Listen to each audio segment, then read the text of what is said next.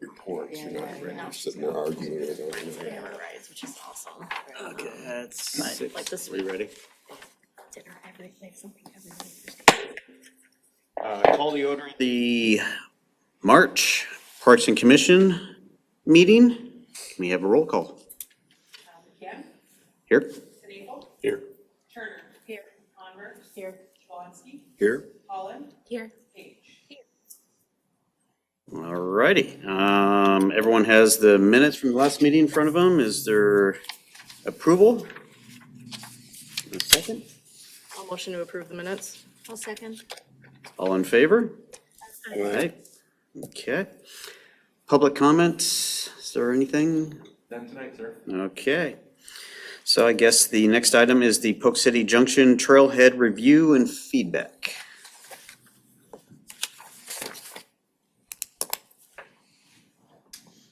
Hello there, Commission. For those of you that don't know, my name is Travis Thornburg. I work for Stein & Associates, and I am the City of Polk City's city engineer. I'm going to start from the beginning. Some of you guys may have some background information. Some of you may not. I want to make sure everybody's kind of on the same page as we're talking through these trailhead concepts. So over the last several years, the City of Polk City has prioritized becoming the main connection between the High Trestle Trail to the north and the Neil Smith Trail to the southwest.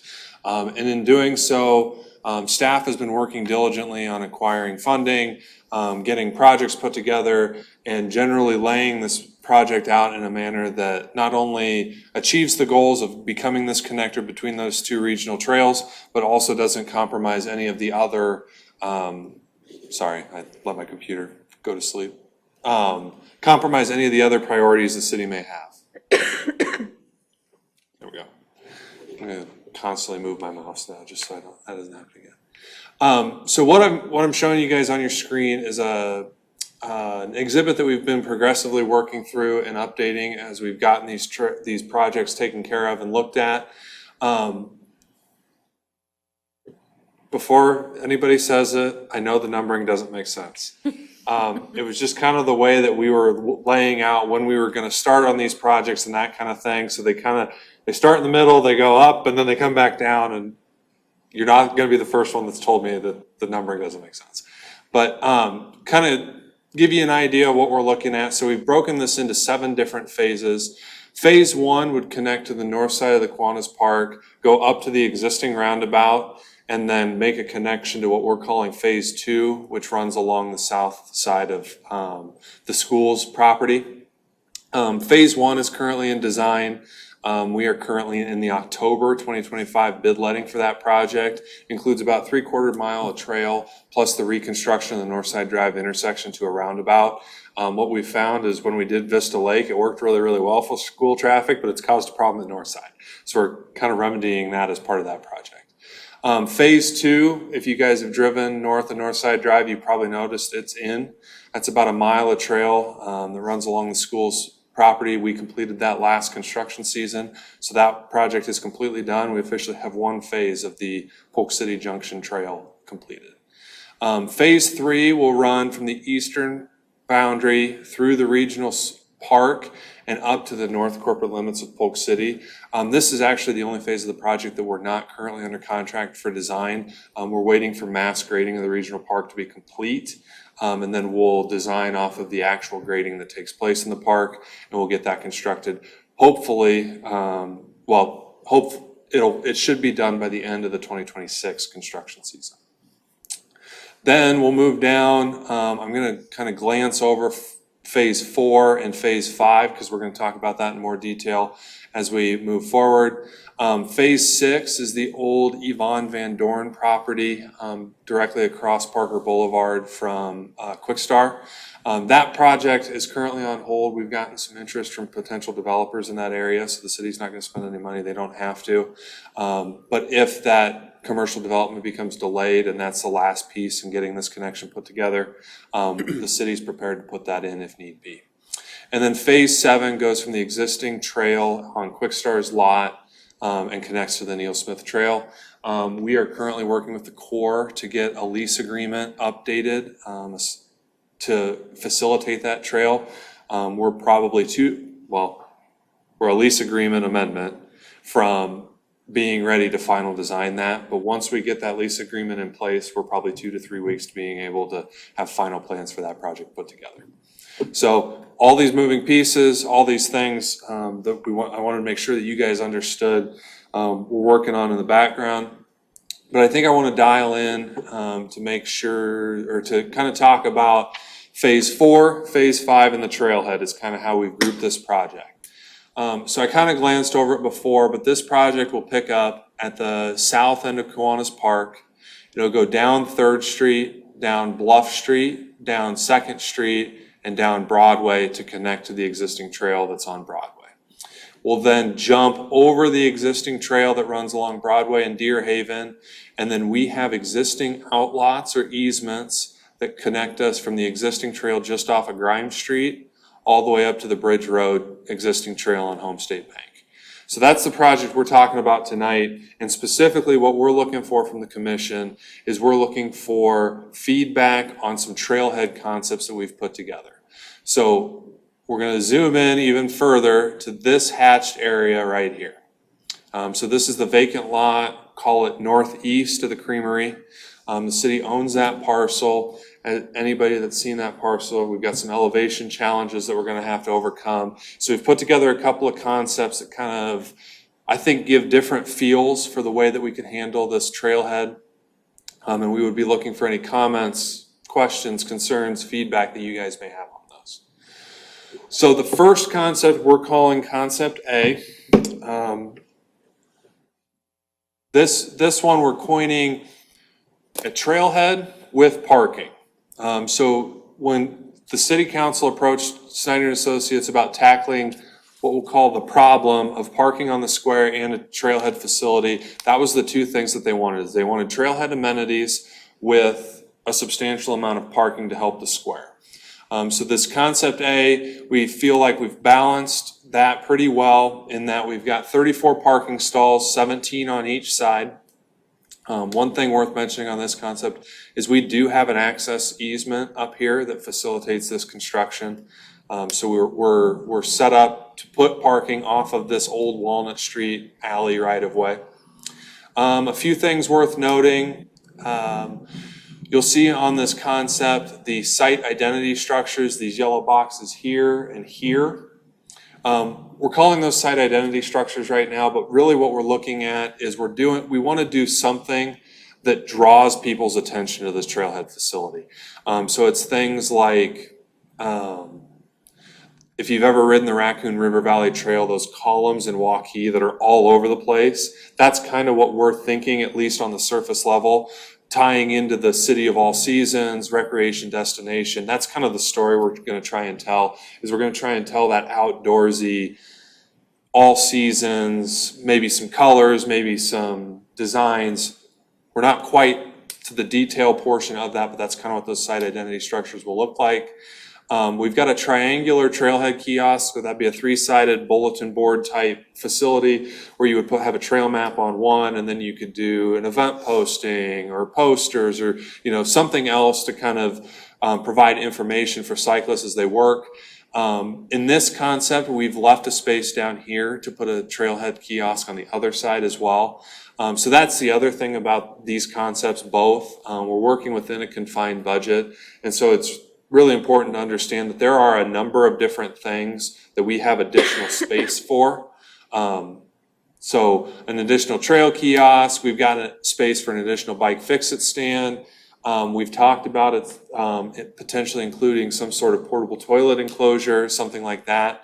I think staff is of the opinion right now that we're going to rely on the bathrooms that we've got in this building, see how they function, see what requests we get, and then kind of address the on-site bathroom facility from there.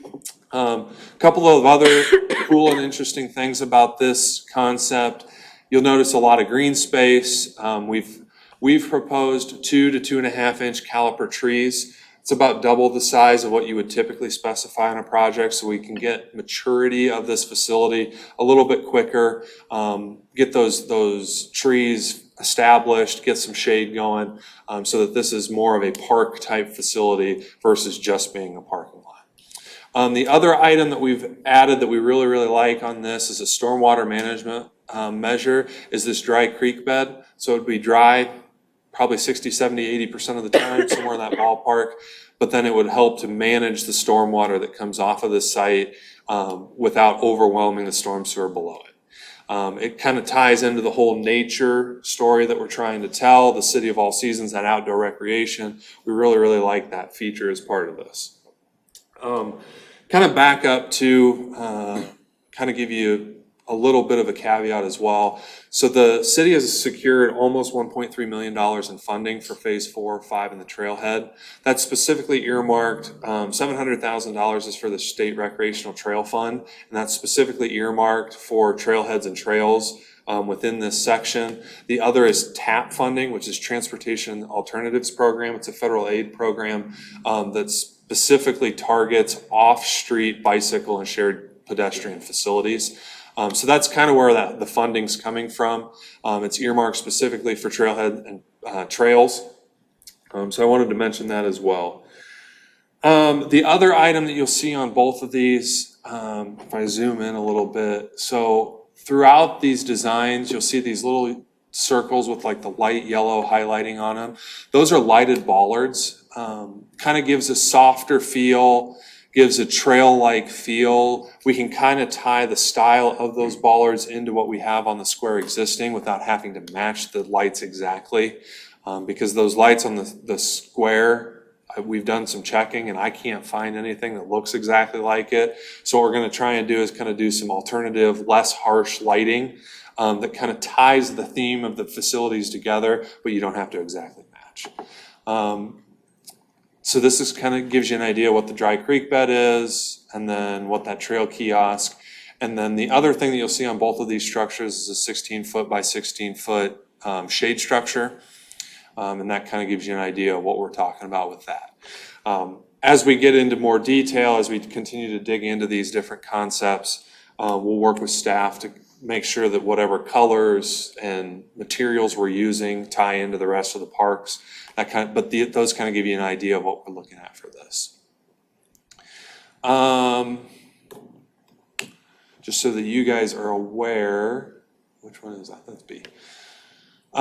Just so you guys are kind of aware, we've got about $280,000 in purely fundamental fees or costs, so trails, parking, paving, storm sewer, that kind of stuff.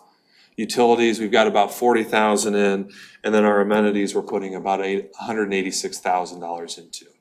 The total for Concept A is $664,000, and then we've also included a modern restroom facility at $360,000. Obviously, you know, tight budgets, lots of priorities. That's going to be something that if the city wants to go down that path later on, we've set up the site so that you could convert that shade structure to a modern restroom facility. But then the other option, at least in the interim, would be approximately $5,000 portable toilet enclosure, something similar like what you would see. I know Marina Cove has one, and 12 Oaks Park also has one. So those 3-sided composite fence with a portable toilet stuck back in it. We'll kind of go next to Concept B. This one we're coining a parking lot with trailhead amenities. So you'll see a lot more paving. We do get 2 additional parking stalls out of this. Because of the elevation, we're proposing a modular block wall like you see in the top right corner of your screen. That wall would it would be the same block that you see on the City Hall site, kind of tie all those elements together.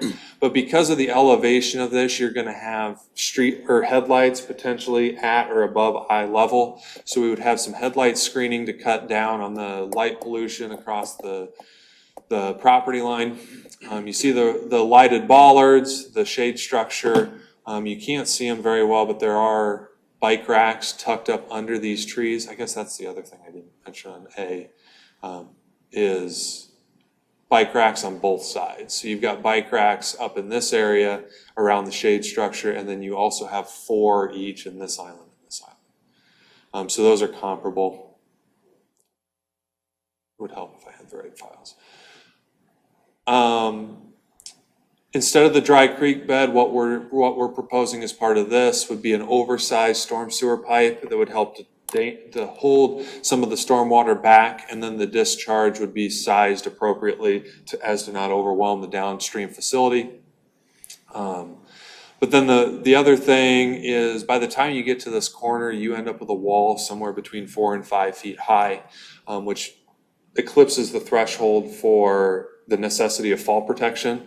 And so we've also included decorative guardrail meant to be stylized out, similar to a lot of the railings that you see around City Hall and on some of the other facilities that we've done here recently. And then we've got those examples of the kiosk and the shelter again.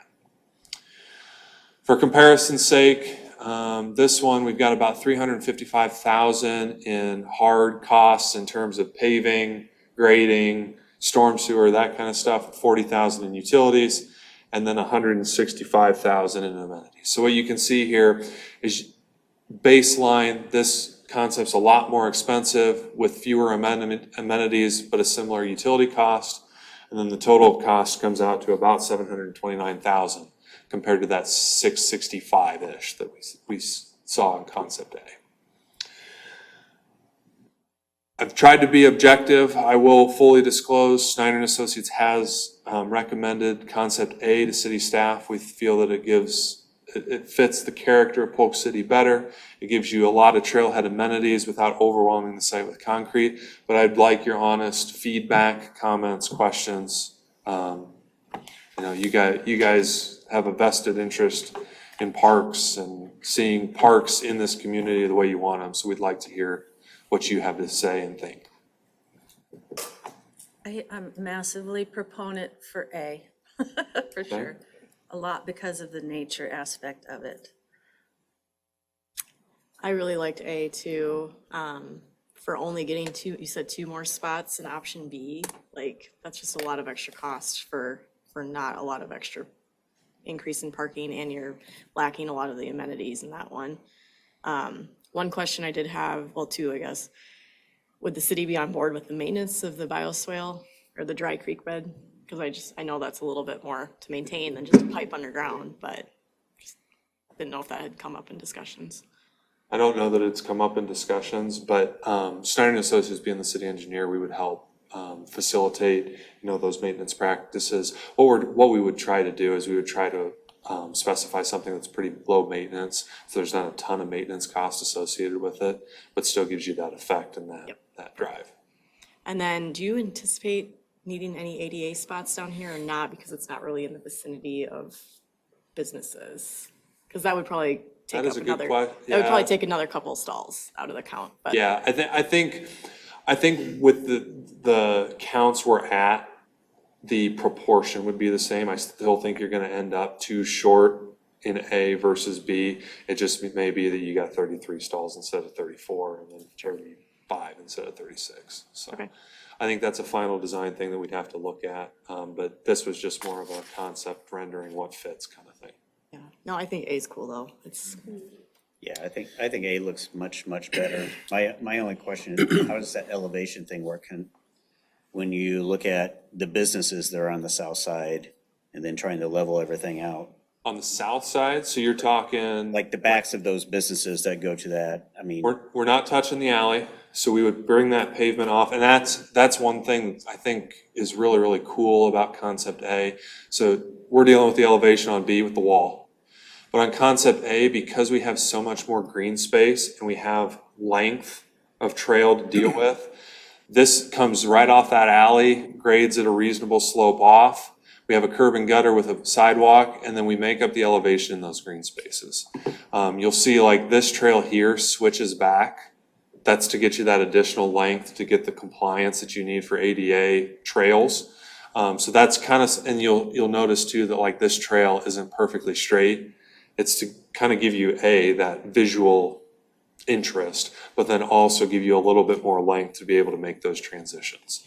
So in this concept, actually in both, you're not really impacting the backs of this alley at all in terms of elevation. Concept B, I keep forgetting that's not a separate file. Concept B, you've got this green space where you make up a little bit of elevation, call it 2-ish feet. Then you've got basically a big flat table, and then you got the wall to make up for it behind it. So from an elevation perspective on that alley, we don't touch the alley. We just maybe give you a clean saw cut to get that paving somewhere to hit. So are those parking spots flat or are they kind of downward angled then? They would be downward angled, but at a reasonable rate. It's not gonna be like you're falling into a parking stall. Okay. I think A, just from a logistics perspective of getting in and out of the parking area is much better as well. Like, more visually appealing, and probably angled parking is always better than straight in parking for safety reasons. I'm a fan of A. I'm a fan of A as well. I think from a sustainability standpoint too, you're looking at better storm runoff practices than with a big flat piece of concrete. Is it an actual bioswale, like drains to a cistern in the bottom of the parking lot, or is it just draining off into stormwater drainage? There is some stormwater quality component to it. I'm not sure to what extent. We have these at the nature center parking lot is the only reason I ask, and they're very low maintenance. So I think it's a great idea. One more question. Does that alley and the Walnut Street become one-way then? Because of the angle? Walnut, I think, has the width to be two-way. We may have to add some striping or something like that. I'd have to look at the exact width of the alley in terms of whether or not that becomes a one-way or not. The only thing I would suggest, I thought I heard in the presentation, you said that the portable toilet thinking that use this facility first, that it seems there's a little bit of a distance there, and all the trailheads the guys that I ride with, we always choose a trailhead that has a bathroom there, and they're used just about, they get used. So I think for a convenience, I would suggest that we, right from the get-go, put the portable toilet in a fence. I second that I would agree strongly. with that too. Because if you don't, you're gonna have, unfortunately, you're gonna have riders just going behind a car or whatever, and not the most pleasant situation. Yeah. Yeah, for $5,000, I think that's kind of a big thing that riders like to have when they come to a spot to start. So when we've talked about it, the orientation that we've talked about is basically the opening would be on this side with the three sides being against the parking stall, against the green space towards the southwest. Is that the orientation the commission would think would make the most sense, or? Which way, can you say it again?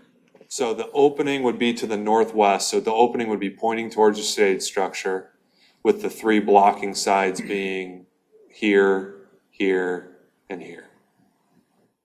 Yeah.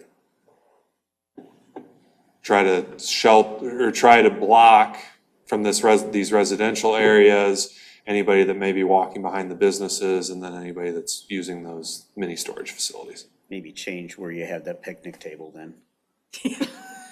Yeah. Or it's just really convenient. I mean, I don't think Tim's gonna picnic at that table.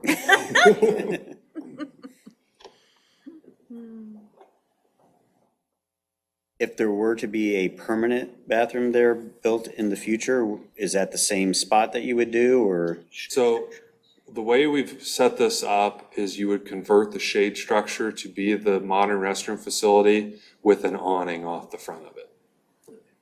Okay.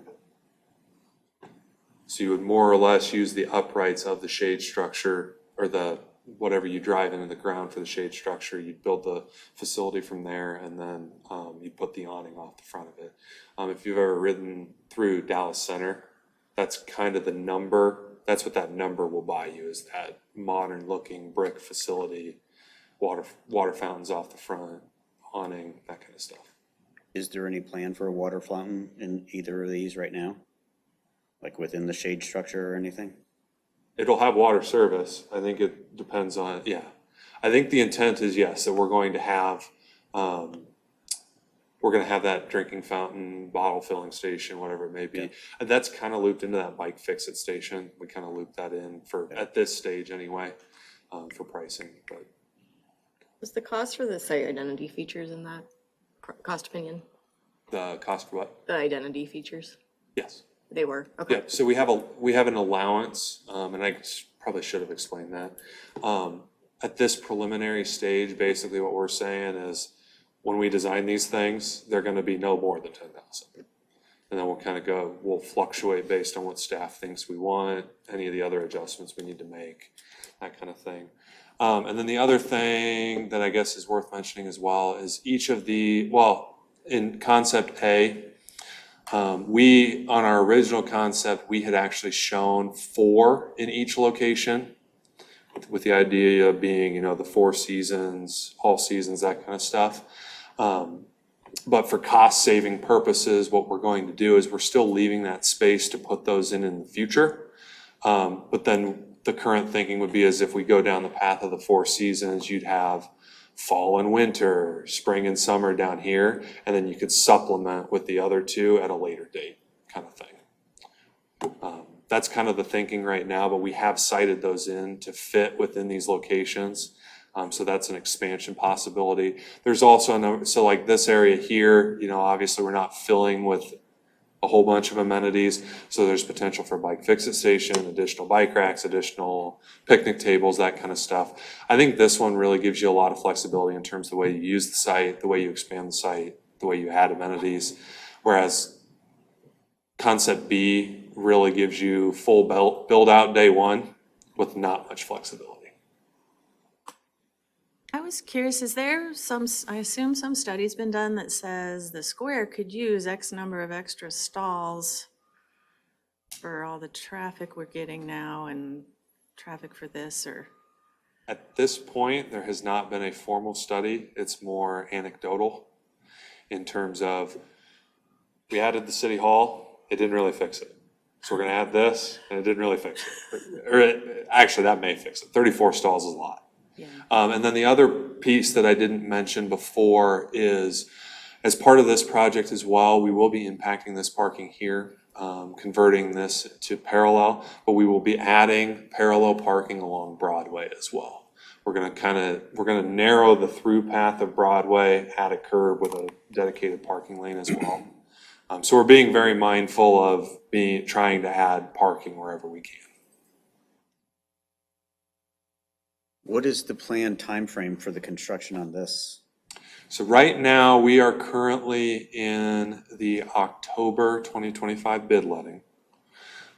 There is one easement that we need for this project. It actually lies up here along Bluff. The south side of Bluff is, the driveways are really, really steep. The buildings are really close to Bluff. And we wouldn't be able to get a compliant driveway in on the south side.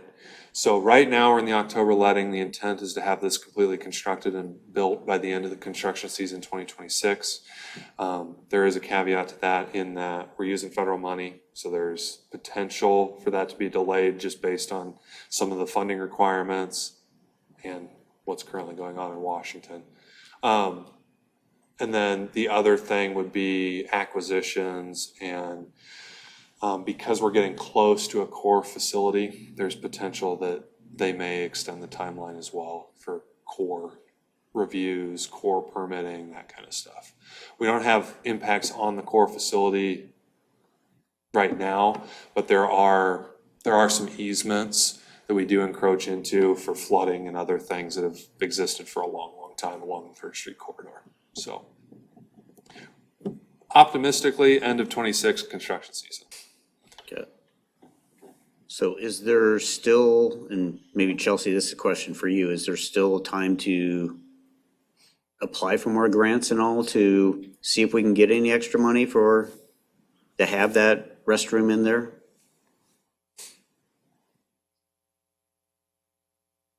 Not before our construction season. We could try to apply for, could you apply for restrooms for TAP funding? TAP, maybe not, but I almost wonder if there's like some sort of trail funding that you could go after for established facilities. So the way I'm thinking is TAP funding, you apply 3 or 4 years before the money's available. Okay. So that's something that we've been applying for the last, 4 or 5 years. It just takes quite a bit of time to get into the program here. We may be able to apply again for state rec trails, which we were awarded last year, but we were just awarded from them, so I'm not sure that they would fund our project Right. back years. I can certainly look into what opportunities there might be, but nothing off the top of my head that we could do this quickly. I think that it could be something we would do in future years, though. Is the one that comes to mind for me would be that Prairie Meadows. Yeah, I was gonna say Prairie Meadows Community Betterment Grants. I was just wondering, even if it's not enough to get an actual restroom, or, could we maybe do on the A in would be the southeast corner? Would there be room for another shade area or something? Because if we do create a restroom in that other one, then we don't have a shade area in this. Did you say you'd secured like 1.3 million in grants? Just short of it, 1.286. And then the costs were 68. So that 700,000? that's for the trail as a whole. So Oh, that's thanks, from that's trails. Kiwanis all the way to Bridge is what that cost would cover. Got it. And then the other, well, actually, now that we've got state rec trail, the match isn't as big a deal because they match each other. But that's the other component that we might have to juggle as well, is if we get too many funding sources involved, there is a local match associated with some of those funding sources. So you do have to kind of pick and choose where your greatest gain for least amount of money spent is going to be.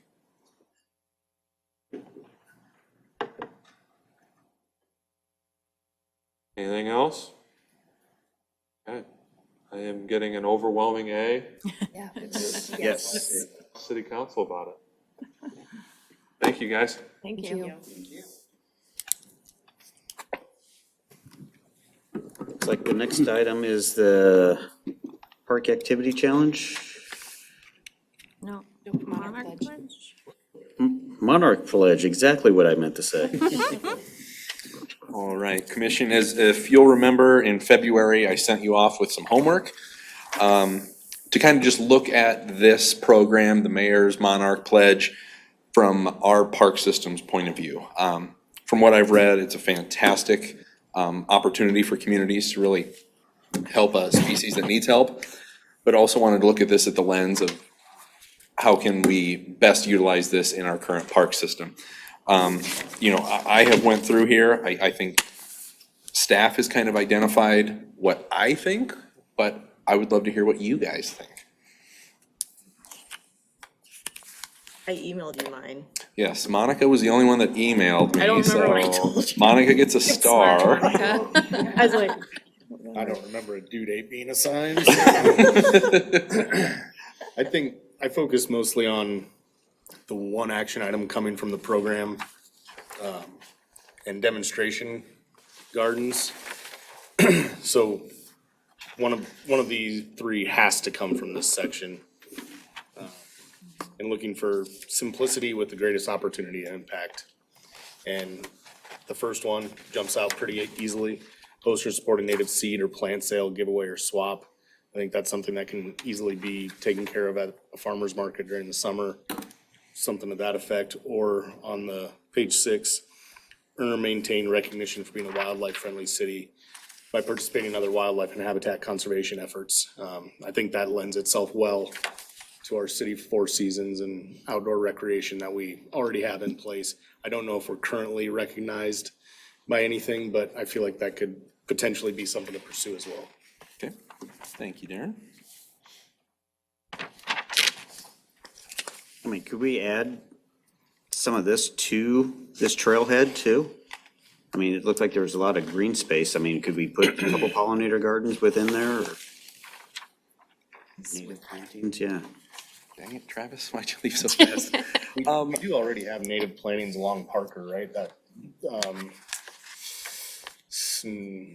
where it levels out at the top of the hill, isn't that a native planting to the east side of Parker, across from, I don't know what the street is, that, the newer street that cuts back into the woods?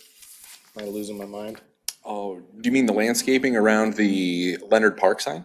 Yes, that may be it. Wasn't that part of that designation where the trees had maybe failed?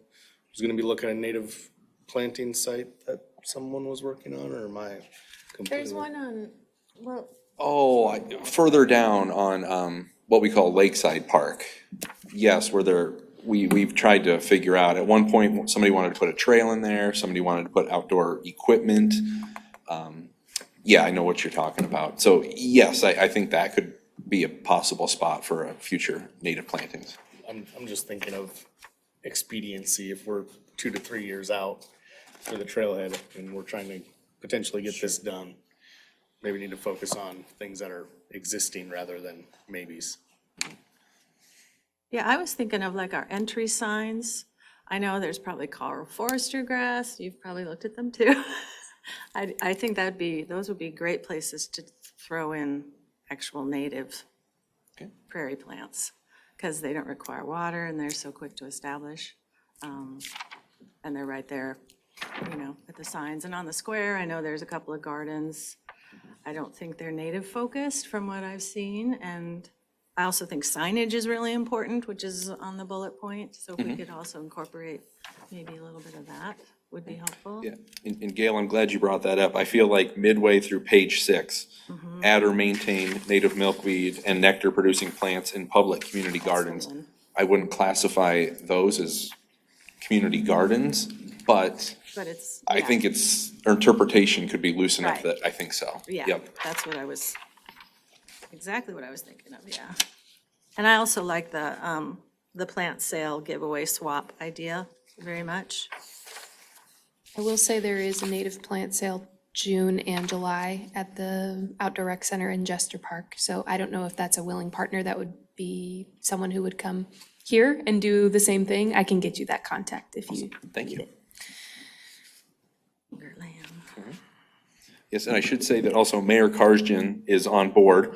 So the first action item under communications and convening would be, issuing a proclamation. So I think Check. we probably got that one checked. So yeah, no, I guess from staff's perspective, I think this is worthwhile. And yeah, I think it's entirely doable. Would there be any opportunity to engage with developers and planners to create monarch habitat, or is that Chat about mowing practices. a little too difficult? I think in terms of expediency, that's something down the line, but I'll probably let our city council and our city manager speak to what it takes to get a developer to do A, B, or C. So yeah, I mean, it's not out of the realm of possibility, but again, I think in respect to expediency, this first year, it would probably behoove us to focus on what we already have established. Yeah, it seemed like a lot of these would be really easy to accomplish. I mean, some of them are gonna take a little bit more horsepower behind them. Anything that requires, changing city ordinances and stuff like that too is obviously gonna need input from council on, but, I mean, I think it makes sense. We have a lot of great natural amenities around here. People are going nuts about these eagles at Saylorville, so I think if we can become known for Yeah. things like this, people do pay attention to it, so. I will say the citizen science on page 6 may get tricky just because the monarch has now been declared endangered. So we're working through what our tagging protocol is gonna be, because Monarch Watch is who we go through to tag monarchs in the Des Moines area, and they might be telling us, maybe don't tag monarchs and don't wild rear them, just let them be, because they're now impacted by the Endangered Species Act. So that one might get tricky if we were to incorporate it, but maybe we just avoid it.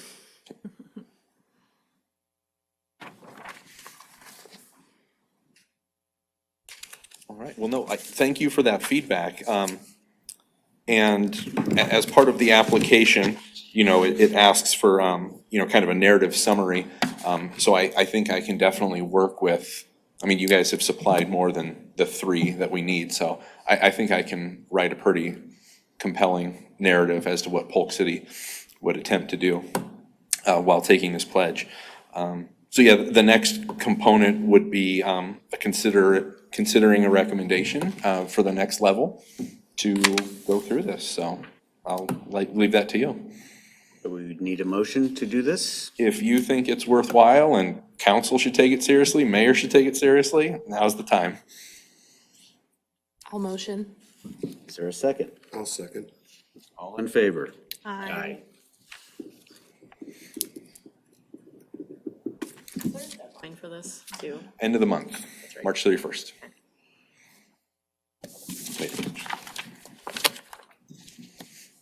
Okay, now we're gonna talk about the the park activity challenge. Yeah, I guess I'll just kind of set the stage and open the floor. This came from Commission Member Turner at our February meeting, kind of capitalizing on the sesquicentennial event coming this summer. So it is worth noting that the Four Seasons Festival has moved this year. The event organizers are going to do it at the end of June instead of middle of July. So I believe the dates are 27th and 28th, I believe. So it is about a month earlier, but that really shouldn't affect too much of what we're talking about here. You know, I kind of went and gave it the old college try, you know, with kind of what Gail was mentioning. In the past, I have done sort of a scavenger hunt that really encouraged people to go to different parks. I could see that being something that could really, you know, we could give it some sort of tie to, you know, the first park in Polk City to really talk about the history of Polk City as to the clue to get people to a different park. You know, also, you know, there's the passport system of just going to each park, taking a picture. You know, I could see that being an option. I'm a big fan of scavenger hunts personally, so that would probably be staff's recommendation. But if you guys have any golden ideas, I would love to hear them now. So are you looking for activities to occur during the Four Seasons Festival or Leading up to the. leading up to it, or? You know, I think this could be, I believe the actual Four Seasons Festival is going to kind of double as the Sesquicentennial celebration. Is that correct? Yeah. You know, okay. So yeah, I mean, I think we either launch it at that, we culminate it at that, or, you know, we could do something all summer long, you know, because we'll be turning 150 all year. So, yeah, I could see it being any of those. But I think we do have a real opportunity to tie it to that festival and the actual birthday celebration. I like the idea of the scavenger hunt, but were you thinking the scavenger hunt that you would do it just that one day, or could you have the scavenger hunt over the summer, you know, that maybe the kickoff during the Four Seasons, but you have all summer to complete it, or? Yeah. What was your thinking on that? You know, I think if we kicked it off, this is just me spitballing here, if we kicked it off at that goes right into July, which is Parks and Recreation Month. You know, then that gives folks about a month to take, you know, to do it, and then maybe at the end of July, of everybody that completed the challenge, I have 5 lucky winners of a gift card or something. I did something very similar. My first summer here in 2020, I couldn't do any programming, so I did a scavenger hunt to coincide with Parks and Rec Month, just to get people outside during COVID, and it was pretty well received. So, you know, something similar to that, where folks have about 30 days to complete it, and then, you know, just a little bit of, you know, a creamery gift card or something at the end, so. Maybe we try to set a goal of getting 150 people to complete it. I like that. And like every week it could be like, hey, we need, you know, X number more people or whatever. Monica with the grand slam, I like that. I think attaching a hashtag to this would be cool too, because then people can post their pictures of doing whatever's on the scavenger hunt. We did something called a goose chase during COVID, where they had to go to the park and do an action, and whether that was hike up to this point and take a picture and then tag us in it so we know that you did the action. That could be a way to integrate, you know, technology a little bit. I know it's scary, but. Awesome. Yeah, I mean, because I was thinking scavenger hunt initially, just because to raise awareness of, you don't know that little park with all those beautiful trees is that the Doc Zimmer Doc Zimmer Memorial. Right? I'm Yep. like, wow, look at this. And I was thinking what's specific to each of our parks that we could maybe tie in. You know, they've got the funny sculpture thing at that one on Parker Boulevard. What do they call it, the fish? Fish Park, Leonard Park.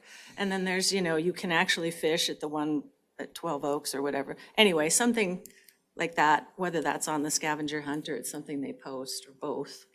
And I was thinking, I'm sure businesses on the square would be more than happy to donate whatever, ice cream cone or a beer or whatever it may be for winners, so, yeah.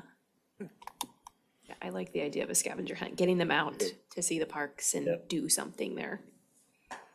Awesome. Yeah, and then you give them a whole month because schedules are busy, so, for sure. Yeah. Do you know what else they're doing for it besides, it'll be something at the Four Seasons? You know, I know Polk City will be handling the festival, per usual.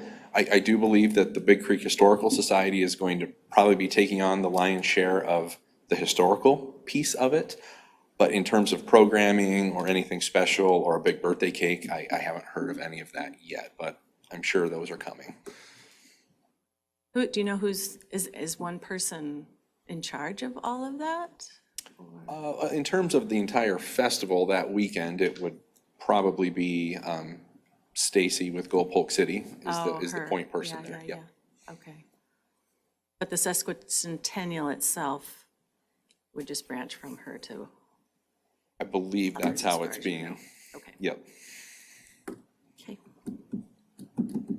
Okay, sweet. No, thank you. Those are great ideas. I think I've got some good stuff to work with. I'll report back at a future meeting as to exactly what it is and how it is and everything Because like if we that. did a scavenger hunt, would we need to create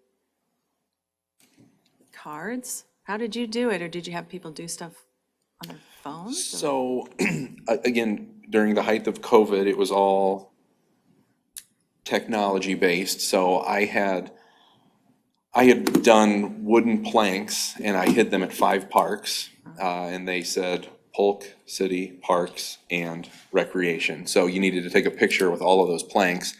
And I gave clues on Facebook to kind of a Dr. Seuss rhyme to get you to the park, and then you had to find the graphic there and get your Right. picture taken with all of them, so. Okay. But I think now that we're, back in the normal ages, we could certainly have some sort of, quarter page, something that you can pick up here, flyers around town. Yeah, you could do both too, have people take a screenshot of it and draw on it, whatever you did. It's easy to do both these days. And then how would we go about approaching businesses to see if they might want to donate something? I'd be happy to talk to some of those. Unless you you want to go, no, I'd be happy to talk to some of our businesses about that. Okay. Any other questions? Guess you're up for your director's report then. Yeah, I'll keep this one pretty brief. Larry and I did not have a chance to kind of touch base in in February about the little library.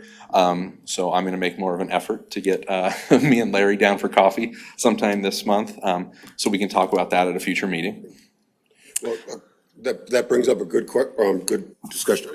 It's finished, and I need to turn it over now to the high school key club members to paint. Okay. And the goal was to paint it, have it painted and decorated by the end of March, so then when the ground is thawed out in April, to install it. And my thinking was, I was just talking with my wife, and I said, I thought I was gonna have the kids paint it brown because of the parks, and then have flowers with green and yellow, and use that. And my wife said, well, why wouldn't you, as with Polk City, have them paint it blue or a light blue, and then because of the water, and do something with blues on it. So is there a particular color that you want me to pick up, or is there a strong desire? Is there any way we can kill two birds with one stone and paint a monarch on it, and then it counts as an art piece? Oh, yeah, I definitely would have them do that, but I think it would look great, and if you could have them add native flowers to it too, even better. Even so, better. but should the base be brown or should the base be blue? Is there an overwhelming desire here in this Well, from you the could do group? blue, it'd be like the background of the sky, kids and you've got a decide. monarch, and you've Decide, got, or- yeah. I might say blue just because of more contrast, kind of like, Captures your attention. yes, it catches your attention, kind of like, road signs that are blue, you're really supposed to see it. And also brown at the right time of day, you might not see it, you might run into it. So I'm thinking a louder, well, not a louder color, but, a tasteful blue with, A big mark on the back. Of course, that means I need to go home and tell my wife she was right. It was our deal. okay, perfect. So yeah, I'll work with Larry a little bit in this next month. Next, I wanted to give you guys an update on 12 Oaks Phase 2. So, the riprap has been installed. And we actually riprapped a little bit more than we had originally thought. When we really got to the south side of the pond, the erosion was quite extreme over there. So what we did, we kind of reset a little bit of grade and we did rock over there as well. We did save an area on the southwest piece where there's an inlet that really kind of has a wetland feel. It's where the turtles and frogs really congregate there. So we are keeping that kind of like a wetland native-ish with the shoreline plants. I think we also have a really cool opportunity to go in and really beef up the flora that is around that area. So I think that's something that you'll see too, is us kind of really leaning into that wetland idea of that part of the pond and really making it beautiful. And the last piece I wanted to mention, the summer 2025 brochure was published today. People are looking at it. Registration for residents opens this Wednesday at 8 a.m. and non-residents next Wednesday, the 12th at 8 a.m. So, very excited. It's crazy to already be worrying about summer when we're thinking about snow again tomorrow, but it'll be here soon. Thank you. Okay, so next is reports and particulars. I guess Nick? I'll start this off. First item I have since last month would be talking about the budget stuff for next year. We've got a couple meetings coming up. One for the property tax levy hearing on the 24th of this month, and then the final adoption meeting on the 10th of April. Also at the meeting on the 24th, we will be hearing and accepting bids for the South 3rd Street Trail section, which is another piece of paving that people have been asking for quite a bit. This will connect, it won't really connect much, but it will run from the current trail crossing on Southside Drive north along 3rd Street to where the commercial lot is, just north of Pine Ridge Drive. We have $200,000 budgeted for that. Yes, And but it is- our estimate is 100,000, so, yep, I'm just pulling Coming in budgeted numbers. And that is currently coming out of TIF funding as well. yes. Oh, and Nick, are you talking about the south side? South 3rd Street Trail. Yes, yep. Next item, we had to buy just over 1 acre of wetland mitigation credits for the municipal park, where we are having to actually eliminate some wetlands up there in the process of doing mass grading. $5,000 worth approximately of wetland credits at the Blair Bank, which is up north of Carroll. Last thing I have is we are having Go Polk City do a survey for developers and businesses in the area, and hoping to have some. What do you mean? What kind of survey are you talking about? They're sending out just like a generalized questionnaire to developers and businesses. What are some of the hiccups, some of the hurdles that they have in working? What are some of the friction points that we can help mitigate to bring more businesses to?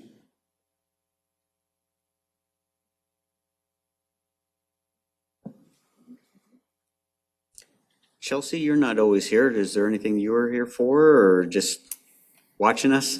I have a presentation Okay. tonight here at one. Okay. It's a fun project that we've been working on for a number of years. Okay. Is there anything else then? If not, a motion to adjourn? I'll make that motion. I'll second. All in favor? Aye. Aye. Thank you. Carry on. So Tim, because you have the gavel, you can't make any motions? Is that the rule? I don't know, I Yeah. just kind of Normally, assumed it that way. I think in Roberts, yeah, Robert's Rules of Order? yeah. You're not allowed. Normally and in some committees, it's not that the chair doesn't vote unless it's a tie. Yeah, that would make Here, I don't- sense too. Here it's not written there. Like when you'll say like. When you say Making the motion? Yeah. Thank you. Okay. I'll get this figured out. I'll get up after you Oh, get out, make your way out. yeah.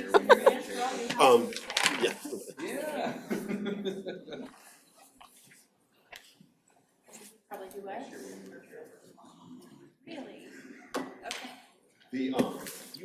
Sorry, you go first. On the signage? See, I would like that. Yes. I would like that.